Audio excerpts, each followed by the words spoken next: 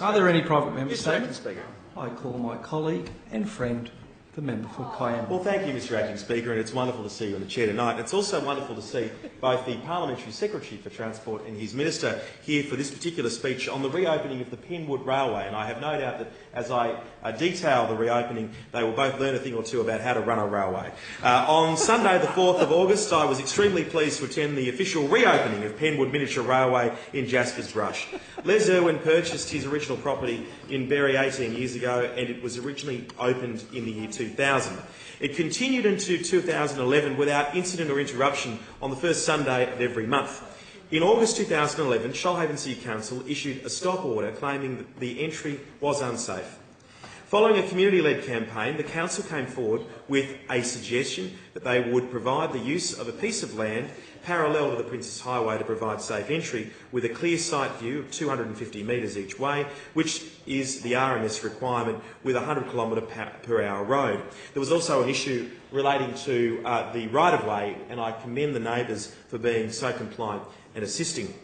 Over a 6-month period, the new entry was completed to the satisfaction of Council and to the RMS. And I'd like to acknowledge the President of Penwood, Steve Burrows, Secretary Frank Tynan, Project Manager Les Irwin, Grant Blow, who also assisted in driving in fence posts, Colin Taylor, who helped with fencing, Jeff and Kerry Rumble of Berry, who built the road, Mark Nilsson, who gave Penwood a very good price, I should say, on all of the materials and coal wash for the road, and also provided compaction testing for the road at no charge.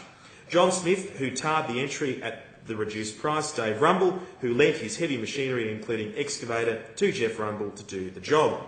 I also wish to acknowledge Independent Steel Company from South Narra, who gave Penwood a reduced price on fencing material such as wire and steel posts. South Coast Quarries also gave a reduced price on blue metal for the road. The General Manager of Shoalhaven City Council, Russell Pigg, Robert Russell and James Bonner from Shoalhaven City Council were also extremely helpful throughout this process, and I commend the Council staff for assisting Penwood in being able to reopen and to comply.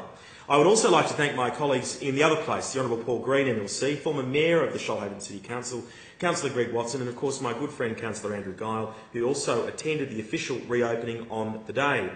I'm very pleased to report that there have been 2 running days since the reopening, and the DA was approved with 200 members of the public attending the first day and almost 400 people on the second day. Indeed, Mr Acting Speaker, for the reopening I was able to drive the first train out of the station, and it was packed to the rim, and all the kids that were in attendance really enjoyed the event, and I have no doubt that Penwood, which has opened its doors to young people for birthday parties, for events, will continue to be a successful operation.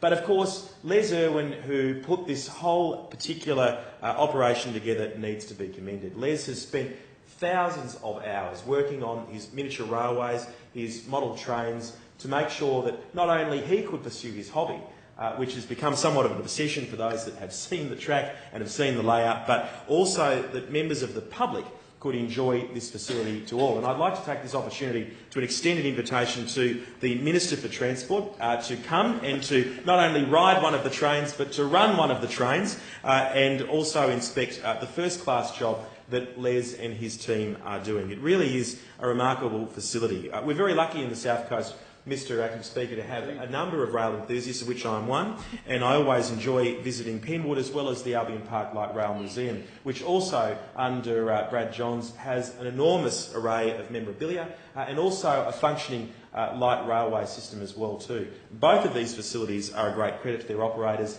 and to the volunteers that make these particular events happen. I was really delighted to be there for the opening after so much time and effort and energy had been invested, be it negotiating with the council, working with the RMS staff, working with the volunteers to find the materials and the energy and the enthusiasm and the enterprise to be able to put together the necessary upgrades that make Penwood work.